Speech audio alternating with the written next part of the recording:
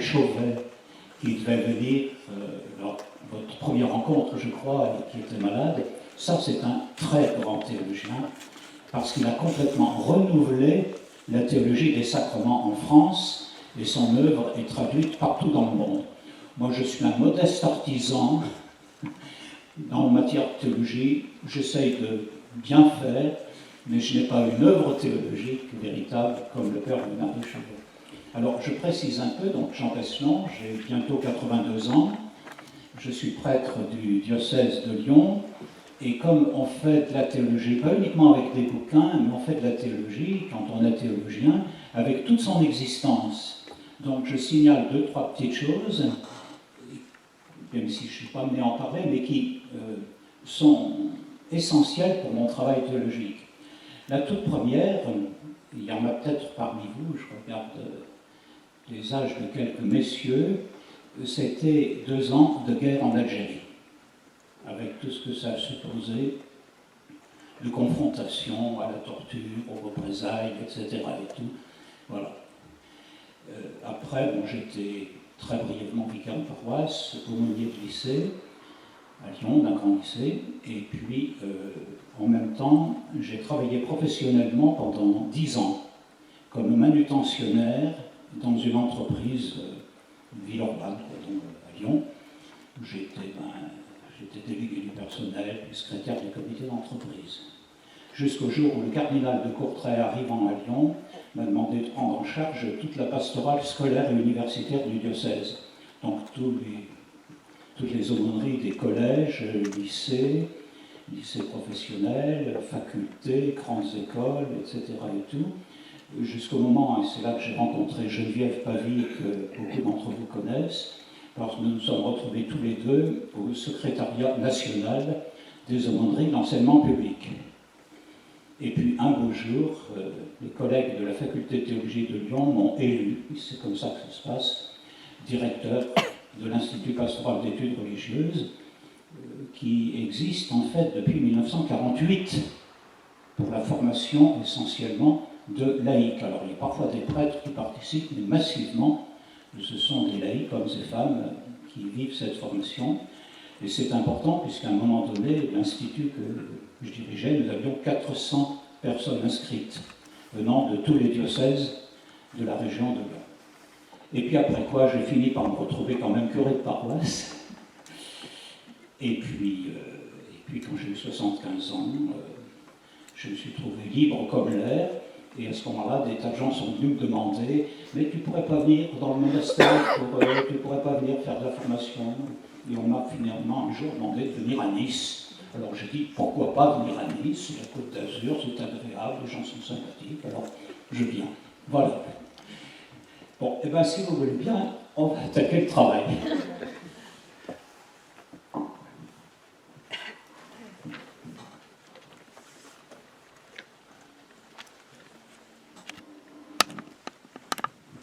Alors, je vous ai préparé un plan. Les plans, c'est un énorme avantage. Ça permet de se repérer à peu près. Et en particulier, si à un moment ou à un autre, on sent une petite fatigue, on peut s'assoupir tranquillement.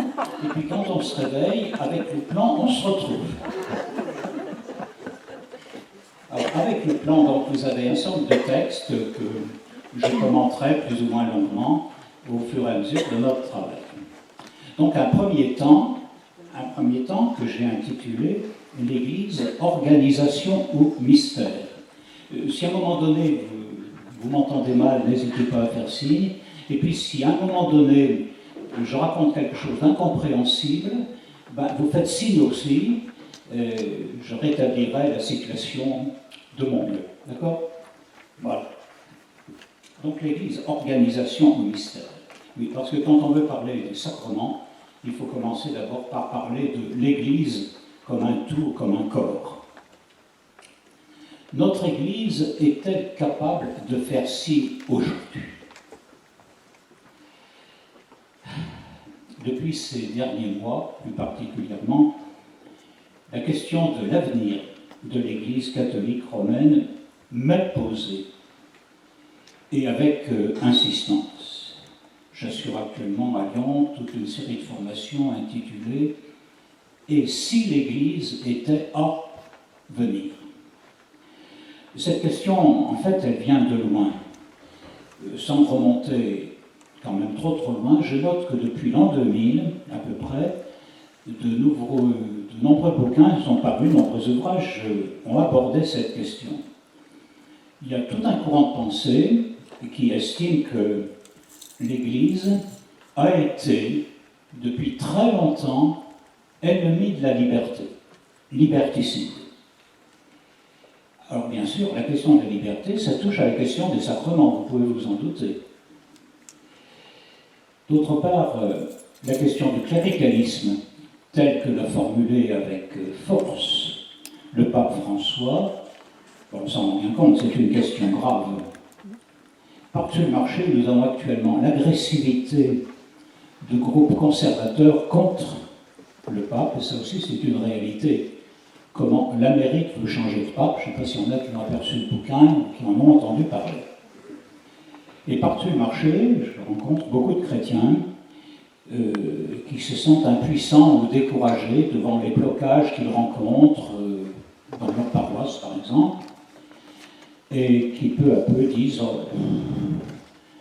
j'ai plus confiance en l'Église, j'arrête d'aller à la messe, je ne communie plus, y compris des personnes, des hommes et des femmes qui ont été très engagés à un moment donné dans l'Église. Il y a un petit article, je ne sais pas s'il y en a qui connaissent la revue Études parmi vous, un petit article de Jean-Louis Schlegel dans le numéro d'octobre, justement, il essaye d'opérer quelques-unes des causes par lesquelles les gens partent sur la pointe des pieds. Alors bien sûr, la crise actuelle est liée, je ne vais pas insister là-dessus, aux différents scandales, pédophilie, abus de prêtres sur des religieuses, mais plus profondément, je crois que beaucoup de gens ressentent qu'en France, l'Église catholique, dans une société fragmentée, vous savez, on parle de l'archipel français, dans une société fragmentée, l'Église n'est plus qu'un fragment minoritaire, c'est un gros fragment, mais c'est quand même un fragment minoritaire, alors qu'elle a été, ou qu'elle s'est perçue comme majoritaire. De plus, on ne va pas se raconter d'histoire, notre Église est profondément divisée, avec un encadrement sacerdotal, ministériel rétréci, et puis surtout, elle est exculturée. Je vous ai mis le mot exculturation sur le plan. De quoi s'agit-il? Ce mot un peu barbare a été forgé il y a déjà un certain nombre d'années par des sociologues. Ça veut dire quoi? Pendant des siècles, le catholicisme français avait influencé, jusque dans les petits détails, la vie quotidienne de la population. Et spécialement de la population rurale. Cette matrice culturelle, c'est-à-dire cet ensemble de représentations qui étaient communes, finalement, on avait des représentations communes, on avait un vocabulaire commun, y compris entre chrétiens et pas bien chrétiens ou non chrétiens. Et ça fonctionnait comme une sorte d'armature, une armature invisible qui s'est dissoute avec les révolutions économiques, avec les révolutions du savoir, de la mobilité et l'encadrement paroissial de type rural, qui constitue une série d'obligations, a disparu avec l'urbanisation. Il y a un axiome que répète, alors j'espère que je ne vexerai personne, que répètent volontiers les spécialistes de sociologie religieuse. Ils disent « toute bretonne », donc il y a parmi nous gens qui sont d'ascendance bretonne, mais à Nice, je ne pense pas que je risque grand-chose, toute bretonne perd la foi au moment précis où elle met le pied sur le quai de la gare Montparnasse à Paris. C'est dire, c'est très concret, c'est-à-dire qu'une participation à l'Église soutenue par la sociologie du coin, ben ça durait. Mais le jour où l'encadrement social disparaît, eh bien tout disparaît. Ça, je peux vérifier dans d'autres coins que la Bretagne, puisque près de Lyon, on a une partie pas très très loin de Lyon qu'on appelle la Vendée lyonnaise, et je vois exactement fonctionner la même chose. Enfin, je voyais, c'est déjà il y a quelques années. Alors cette exculturation, elle s'est accompagnée d'une crise de crédibilité. L'autorité de la hiérarchie, elle a été mise en cause déjà lors de la Seconde Guerre mondiale. Il ne faut pas oublier que le général de Gaulle voulait se débarrasser de la moitié de l'épiscopat français en 1945. Cette crédibilité, elle a été aussi mise en cause au moment de la guerre d'Algérie. Et surtout, ça a peut-être été le moment le plus important, elle a été gravement contestée au moment de la crise générée par la fameuse encyclique Humanae Vitae sur la contraception en 1968. J'irais même plus globalement, les blocages autour de la sexualité et de la bioéthique ont été perçus comme des interdits dégringolant d'en haut et sans prise en compte de la réflexion des autres. Alors, au niveau intellectuel, en même temps, dans la population française, les choses ont beaucoup évolué. Je vous rappelle que les collèges, on a trouvé des collèges dans toute la France, simplement à partir de 1969. Je veux dire qu'avant, eh bien, des gens ne pouvaient pas envoyer leurs enfants au collège. Donc, au niveau des savoirs scientifiques, savoirs techniques, les théories religieuses sont vite apparues comme suspectes. J'ai de très nombreux exemples de scientifiques rencontrés lors des préparations au mariage qui me disent que tu comprends toutes ces histoires-là, ça ne tient pas debout. D'autre part, ce qu'on appelle les grands récits, c'est-à-dire les grandes réflexions théoriques qui essayaient d'expliquer le monde et de donner du sens au monde, les grands récits sont effondrés. Bon. Pour croire au progrès indéfini actuellement, il faut quand même se faire quelques illusions. Quant aux grands récits marxistes, n'en parlons plus. Alors, le récit chrétien, eh ben, lui aussi, il est largement passé à la trappe. Et au niveau moral, s'est mis en place un humanisme autonome qui peut intégrer des valeurs issues du christianisme ou marquées par le christianisme, mais qui n'estime pas utile de raccrocher sa morale à un Dieu quelconque. Et la question est posée. Le chemin de sainteté proposé par les chrétiens, est-ce que c'est un chemin d'humanisation? Et dernier aspect, est-ce que le christianisme est lié de façon durable, de façon définitive à la culture gréco-romaine, alors qu'en Occident, chez nous, le contexte culturel a considérablement changé et que cette culture ne s'accorde pas avec l'Asie ou l'Afrique. Et la question a été fortement posée tout récemment au moment du synode sur l'Amazonie à Rome, que vous l'avez peut-être repéré. Si bien qu'un christianisme exculturé qui finit par être frappé d'insignifiance. C'est-à-dire que la parole chrétienne, dans bien des cas, chez nous, elle n'est plus ni audible, ni crédible. Les pratiques religieuses qui subsistent se transforment, dans un certain nombre de cas, en réflexes quasi superstitieux.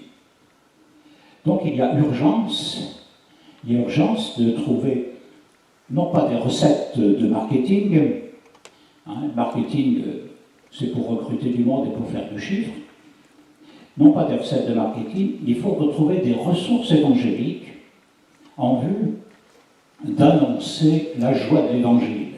Et ce n'est pas par hasard que j'emprunte cette expression, puisque c'est le texte de l'exhortation apostolique du pape François en 2013. Ce texte, j'espère que vous avez tous et toutes lu et médité. Si vous ne l'avez pas fait, ce n'est pas trop tard. Non, mais c'est lisible et c'est remarquable. Il faut lire la joie de l'Évangile, il faut l'avoir chez soi, il faut le lire et le relire. Voilà. Donc la question, c'est annoncer la joie de l'Évangile afin de pouvoir ouvrir à l'espérance un monde, une société qui est en perte de repère. Je crois que c'est assez évident par le temps qui court en France, une société où le risque du désespoir existe. La multiplication des suicides dans un certain nombre de secteurs en est, me semble-t-il, un indice. Est-ce que la rencontre de Jésus-Christ ne peut pas ouvrir à l'espérance un monde qui, autrement, se laisse détruire par l'idolâtrie? J'aurai peut-être l'occasion d'y revenir. Et pour ça, je crois qu'il nous faut entrer ou réentrer dans la dynamique du Concile Vatican II, tel que le pape François s'est attaché depuis le début de son pontificat à la promouvoir. Alors c'est donc un peu de Vatican II que je vais vous parler maintenant. Petit test, quels sont celles et ceux parmi vous qui ont eu l'occasion de travailler déjà de façon un peu sérieuse sur des textes du Concile Vatican II? Vous levez la main. Ah, ben ça fait plaisir, il y a une bonne proportion. Pour les autres, encore une fois, c'est pas trop tard non plus. J'ai envie de parler de Vatican II comme d'un tremblement de terre, avec différentes secousses sismiques. Premier tremblement de terre, première secousse sismique, c'est la question: comment Dieu vient-il à notre rencontre? Pour de nombreuses générations, en tout cas pour la mienne, peut-être pour un certain nombre d'entre vous ici, nous avons été marqués par le catéchisme national, modèle 37, modifié 47 et officiellement en vigueur jusqu'en 1967. Le voilà. Le petit catéchisme national, c'est bien. Hein, celui que j'avais quand j'étais petit. Bon. Pourquoi est-ce que je le reprends? Parce que je m'aperçois, depuis très longtemps en faisant de la formation, que ce catéchisme a modelé l'inconscient religieux d'un très très grand nombre de personnes, y compris de plus jeunes, qui ne l'ont pas connu. Que nous raconte le catéchisme national 47? Il commence par affirmer qu'il faut croire les vérités que Jésus-Christ nous a fait connaître et qu'il enseigne par son Église. Et il comporte toute une liste de vérités à croire qui font plus d'un tiers du volume. Alors, qu'est-ce que la foi du chrétien dans ces conditions-là? La foi du chrétien, c'est « Mon Dieu, je crois fermement toutes les vérités que vous avez enseignées, etc., etc. » Cette foi se donne à comprendre comme adhésion à un enseignement donné par un Dieu qu'on imagine un peu comme une sorte de super prof, avec des formules intangibles qu'il faut apprendre par cœur pour pouvoir faire sa première communion. La foi, c'est croire des choses. La foi, c'est croire des choses. Et encore une fois, je vous dis, ça reste très imprégné dans l'inconscient d'un grand nombre de gens. Ça, je le vérifie quand je prépare des baptêmes, des mariages. J'en prépare un peu moins maintenant parce que je suis plus curé depuis quelques années, mais je rencontre quand même toujours des gens. Je vois bien que ça ressort un peu spontanément. Or, justement, Vatican II opère un travail de conversion tout à fait important. Quelle est la perspective qu'il nous propose? Il nous propose, dans un texte qui s'appelle la Constitution Dei Verbum, la parole de Dieu, il nous propose de découvrir qu'en fait, Dieu, il ne nous communique pas des vérités, il se fait connaître lui-même en personne. Notre Dieu est un Dieu qui se fait connaître. Comment? En venant converser avec les hommes comme avec des amis. Je cite texto, je peux en sortir, j'ai le bouquin sous les yeux. Dieu vient converser avec nous comme avec des amis. Cette conversation, elle se passe dans une histoire sainte. Dieu est venu converser avec nous comme avec des amis au cours d'une histoire qui a des siècles et des siècles et des siècles. Quel est son objectif? Il veut nous faire connaître ce que le Concile appelle intima Dei, c'est-à-dire il veut nous faire connaître son intimité. Dieu ne vient pas nous apprendre des trucs, il veut se faire connaître, il veut nous faire connaître son intimité. Et cela par Jésus, envoyé aux hommes, Jésus qui va révéler quelque chose de l'intimité de Dieu par toute sa pratique en Palestine, par ses paroles et par ses actes. Et cette révélation nous appelle à ce qui est appelé l'obéissance de la foi. Alors, qu'est-ce que c'est que l'obéissance de la foi? On va regarder ça de plus près. Mais là, j'insiste très, très, très fortement, il ne s'agit pas d'apprendre des choses, il ne s'agit pas de théories compliquées, mais il s'agit de rentrer dans une relation personnelle avec un Dieu qui se fait connaître comme Père, Fils et Esprit. On rentre dans ce mystère d'amour qui est l'intimité de Dieu. J'ai encore été frappé récemment par un monsieur qui est un tout petit peu plus âgé que moi, que j'avais en formation, et qui me dit mais finalement, vous venez de me faire découvrir que je n'ai jamais été un monsieur qui est pratiquant, puis toujours fidèle, vous voyez, le type du bon chrétien, très chouette à tout point de vue, et finalement, on me fait découvrir que je n'ai jamais été appelé à rencontrer personnellement Dieu. Et il m'a dit, c'est pas compliqué, on m'a toujours appris qu'il fallait faire des prières, donc réciter des prières. Et là, il est en train de découvrir, à plus de 80 ans, la merveille que c'est que la lecture de la parole de Dieu qui devient prière. Et encore une fois, quelqu'un qui a toujours été un pratiquant fidèle. Bon. Donc, nous sommes appelés à entrer dans une relation intime avec ce Dieu. La Trinité, ce n'est pas un théorème mathématique, c'est la rencontre qui nous dépasse complètement avec ce Dieu, Père, Fils et Esprit. On rentre dans cette histoire. Voilà. Alors, pour ça, il faut l'obéissance de la foi. Alors, le mot obéissance, il est embêtant en français parce que moi, ça me rappelle automatiquement mon adjudant-chef quand j'étais à l'armée.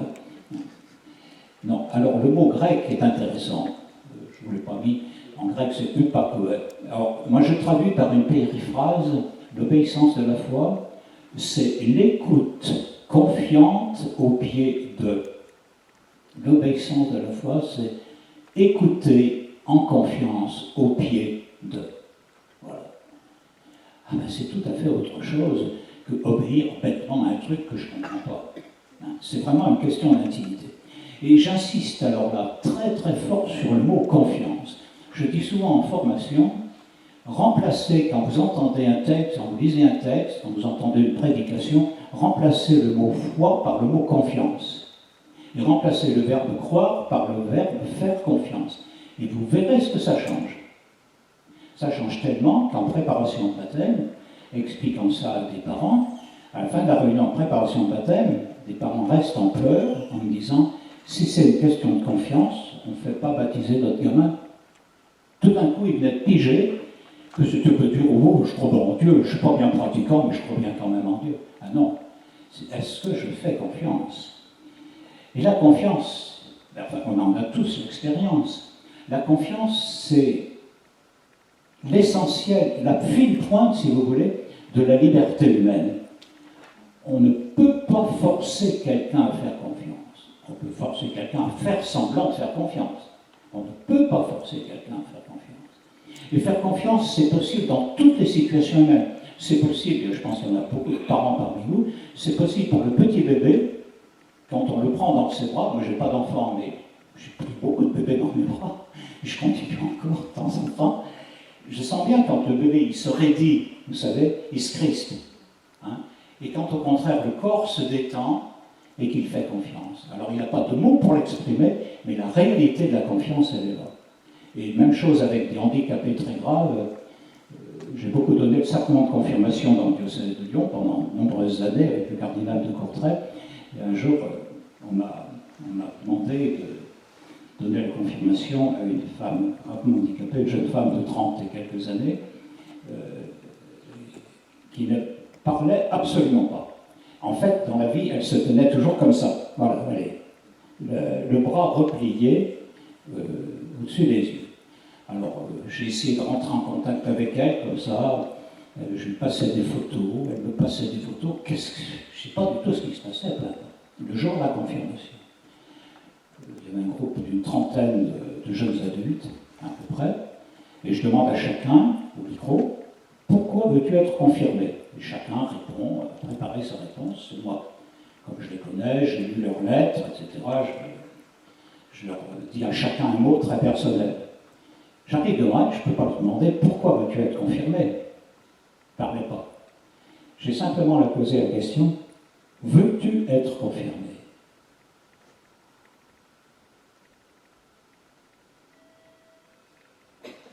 Le déploiement de son corps a été à ce moment-là le signe d'un acte de confiance.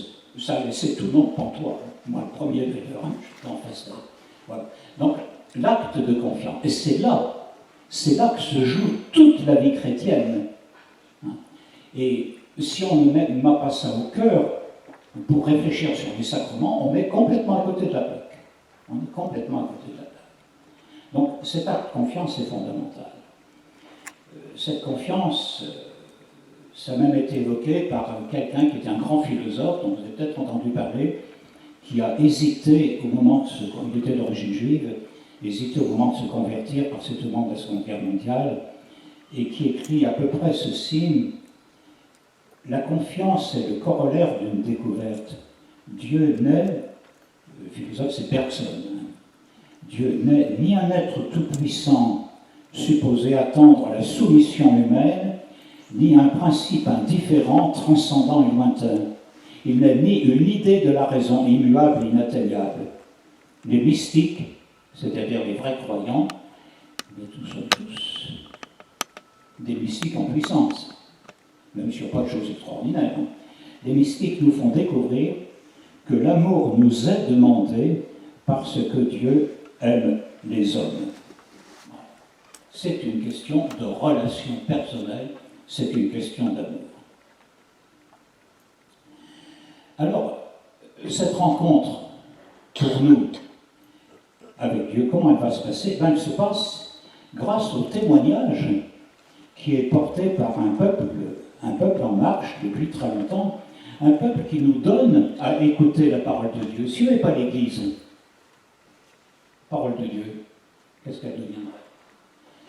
Un peuple qui nous donne à écouter la parole de Dieu, à expérimenter la puissance de cette parole, sa puissance de régénération, mais cette parole n'est pas séparable de la communauté de table où se reçoit le corps du Christ, car il s'agit que chacun puisse devenir membre vivant de ce corps. Comme le dit un exégète qui est mort il y a quelque temps, qui s'appelle Charles Perrault, et il dit « Le repas a créé l'Église, on ne sépare pas la parole du repas ». Ça va à peu près? Bon, si ça ne va pas, on fait signe. Alors, ça c'était mon premier tremblement de terre. Comment Dieu se donne-t-il à rencontrer? Comment vient-il à notre rencontre? Retenez bien, j'insiste toujours beaucoup pour qu'on retienne le mot conversation. Dieu vient converser avec nous comme avec des amis. Et il prend son temps. Il prend son temps, il n'est pas pressé. De même que nous, quand nous sommes en véritable conversation avec des amis, avec des gens que nous aimons, nous prenons notre temps. Voilà. Le deuxième tremblement de terre, il y en a d'autres, hein, je ne vais pas vous faire toutes les secousses sismiques qui ont bousculé les affaires à Vatican II. Le deuxième aspect, c'était la redécouverte de l'Église comme mystère. Et oui, parce que c'est assez frappant, jusqu'au Concile Vatican II, il n'y avait jamais eu un travail de réflexion approfondi au niveau de tous les chrétiens sur ce qu'est l'Église. Il y avait une première tentative, mais qui a tourné court. C'était en 1870, Concile Vatican I, mais bon, la guerre de 70 est arrivée, tout le monde est rentré à la maison, Et la seule chose qu'on avait commencé à faire, c'était de parler de l'infaillibilité du pape, mais on n'a pas eu le temps de creuser et de préciser et tout, voilà. Alors, quelle était l'idée de l'Église en circulation?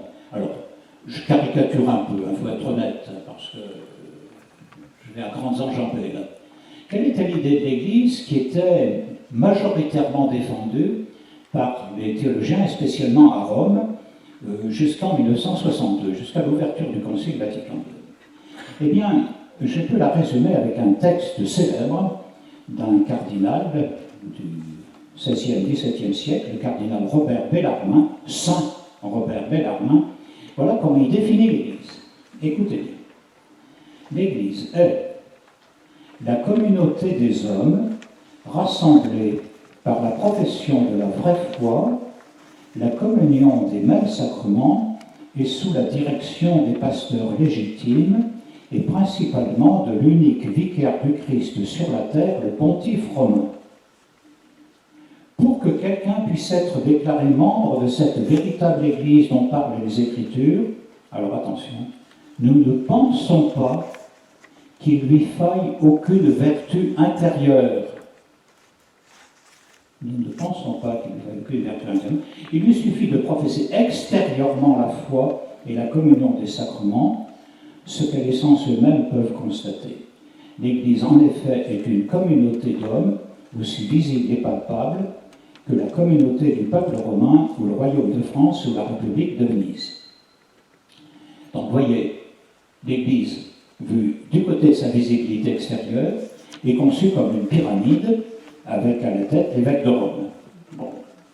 Alors, cette définition, évidemment, elle est bâtie pour contrer un certain nombre de courants de l'époque, en particulier des courants ou de la réforme protestante ou d'autres mécanismes de l'œuvre. Mais j'insiste sur le fait parce que ça nous concerne pour les sacrements. Il n'y a pas besoin d'aucune vertu intérieure. Développer, s'il vous plaît. Eh bien, je vais développer. Ce qui veut dire qu'à partir du moment où quelqu'un est enregistré juridiquement sur les registres de l'Église catholique, il a droit au sacrement, même s'il se fiche éperdument du contenu du sacrement. Voilà. Deux personnes se présentent pour se marier, ils sont l'un et l'autre catholiques, baptisés, etc. Tout. Ils me disent, ça m'est arrivé, ils me disent en face, tranquillement, vous savez, nous, on s'en fout complètement. Mais nos familles, et normalement, juridiquement, je dois les marier. Alors que dans un cas où c'était extrême, j'ai refusé. J'ai vu dans l'heure arriver les deux mères prêtes à m'arracher les yeux. On dit, on ira vous dénoncer au cardinal. Ah ben, je lui ai dit, allez-y. Et le cardinal, qui était le cardinal Villot à l'époque, m'a donné entièrement raison. Voilà. Mais vous voyez la difficulté, là. Bon, alors, si on travaillait en détail sur cette question-là, il y aurait beaucoup de choses à dire. Je pointe simplement montrer d'où ça nous vient. Voilà. Alors, évidemment, il n'est pas question d'en rester là. Parce que d'entrée de jeu, le Concile Vatican II a affirmé que l'Église est à comprendre à partir de sa mission. Sa mission, c'est quoi? La mission de l'Église, c'est la même mission que celle de Jésus.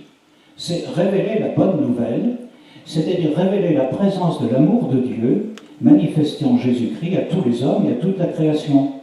Ce qui veut dire que l'Église, elle n'est pas faite pour elle-même, mais pour être au service des hommes, en révélant la présence du royaume.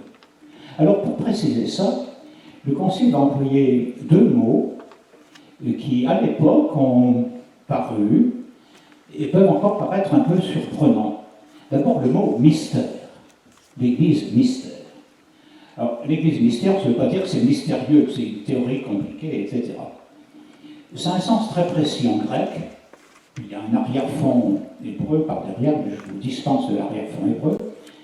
Le mystère, c'est la volonté de Dieu de révéler et de donner son amour aux hommes pour notre vie et pour notre bonheur.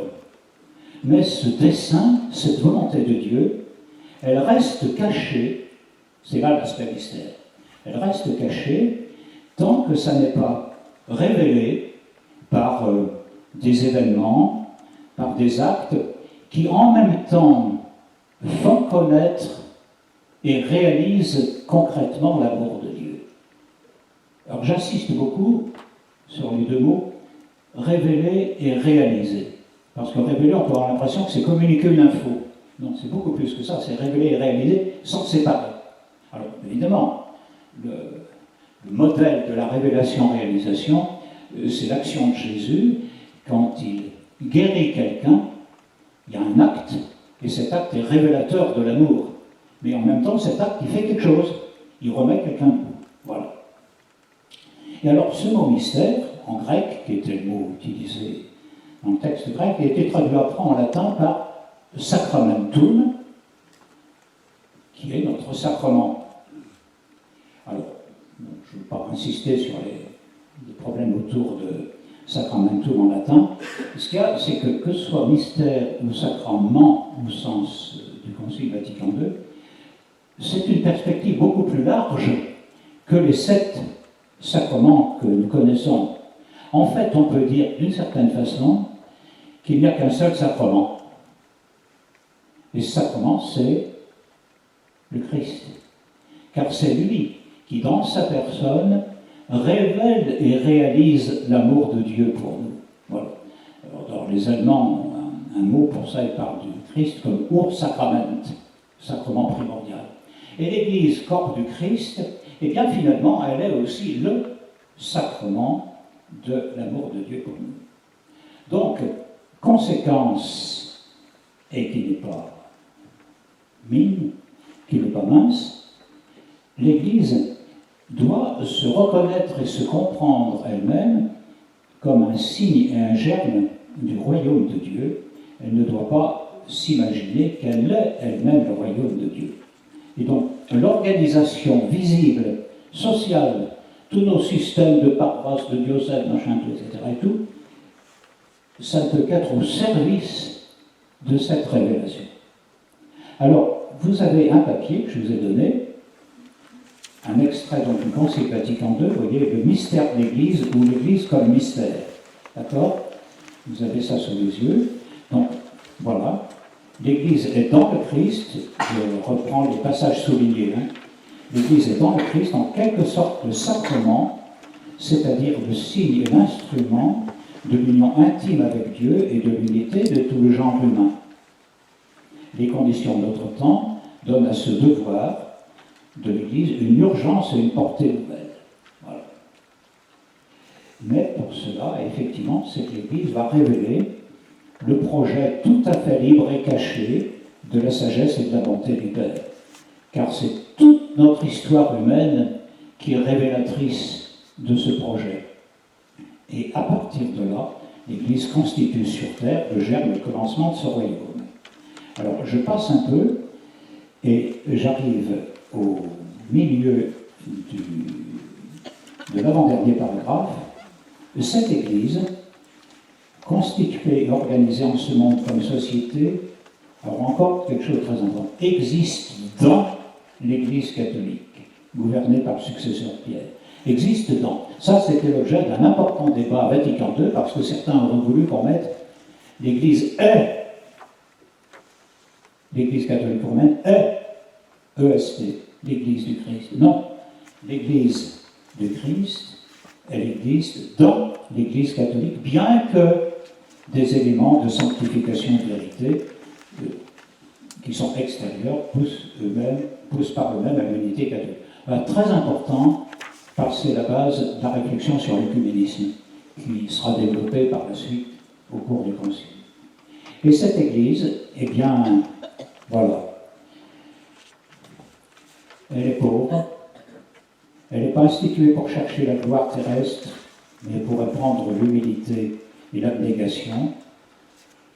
Mais alors que le Christ, saint innocent sans tâche, n'a pas connu le péché, mais est venu expier les seuls péchés du peuple, l'Église qui comprend en son sein des pécheurs est à la fois sainte et toujours à purifier. Notre Église est sainte et toujours à purifier. Je crois qu'actuellement, il n'y a pas besoin de beaucoup insister là-dessus, tout le monde peut comprendre. Mais ce qu'il faut bien comprendre, c'est que chacun d'entre nous, moi comme vous, nous sommes en même temps saints et pécheurs. Il ne faut pas se croire non plus au-dessus des autres. Nous sommes nous aussi saints et pécheurs. L'Église est pécheresse parce que nous sommes pécheurs.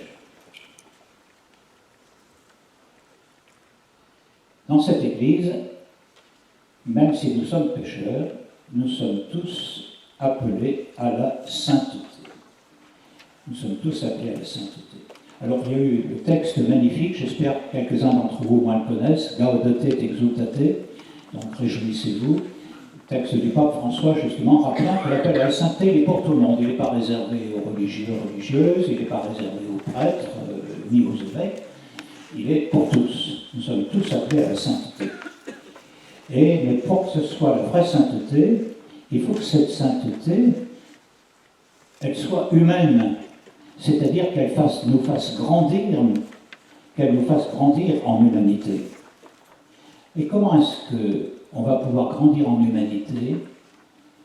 C'est si on renonce à posséder les choses, pauvreté. Si on renonce à posséder les êtres, chasteté. Et si on renonce à la volonté de puissance. Et ça, fait partie, c'est les deux religieux. Mais c'est vrai pour tout le monde. Nous sommes tous, qu'on soit célibataires, mariés, tout ce que vous voulez, nous sommes tous appelés à renoncer à posséder les choses, à entasser, à accumuler. On voit bien que c'est un problème gigantesque aujourd'hui. Regardez l'histoire des cadeaux de Noël de ce côté-là. Les gamins qui ne savent plus quoi faire de tout ce qu'on leur offre. Voilà. Renoncer à posséder les êtres, à mettre l'emprise. Alors l'emprise peut être sexuelle, mais elle peut être aussi spirituelle. On peut se mettre, il y a des cas, à Lyon actuellement, on a un gros problème, une histoire d'emprise spirituelle qui va peut-être finir par passer en justice. Bon, voilà, l'emprise spirituelle existe aussi. Et puis la volonté de puissance, qui est dénoncée sans arrêt par Jésus dans l'Évangile, quand il nous rappelle qu'il s'agit de se mettre au service, comme lui-même s'est mis au service. Le lavement des pieds, c'est pas pour rien. Donc le refus de la volonté de puissance, ce qui n'est pas le refus de la responsabilité, il ne faut pas mélanger les affaires. Parce que je peux exercer des responsabilités, mais il faut que je les exerce sans me laisser gagner par la volonté de puissance dans ma façon d'exercer la responsabilité. Et Dieu sait que ce n'est pas facile. Si on essaye d'y réfléchir un petit peu. Voilà, nous sommes donc tous appelés à la sainteté. Les sacrements nous appellent à la sainteté, sont des piqûres de rappel, si vous voulez, pour nous appeler à la sainteté. Et de cette façon-là, chaque chrétien, en fait, devient un sacrement personne. Chacun d'entre nous devient sacrement pour les autres.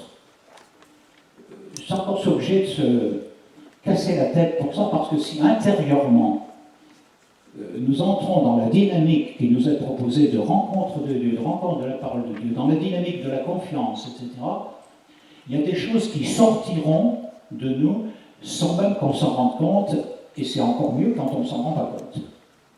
Donc chacun d'entre nous, comme sacrement personne, dans la mesure où nous nous laissons transformer par l'Esprit Saint, nous devenons sacrement personne à l'intérieur de nos relations, de même que le Christ, sur les chemins de Palestine, était sacrement personne pour les gens qu'il rencontrait, dans la mesure où par sa simple présence, nous pouvons être en relation significative avec d'autres. Mais pour que cela soit, et là j'aurai l'occasion d'y revenir un petit peu, il faut que notre présence aux autres manifeste que nous nous intéressons à eux gratuitement, parce que ça vaut la peine de rencontrer l'autre, pour lui-même, indépendamment de tout souci de recrutement, de récupération et tout, parce que ça c'est la catastrophe. Il faut que notre relation aux autres soit empreinte de gratuité, comme l'a été la rencontre de Jésus avec les gens sur les chemins de Palestine. Ça va à peu près toujours. Il faudrait que on me fasse signe si je dépasse.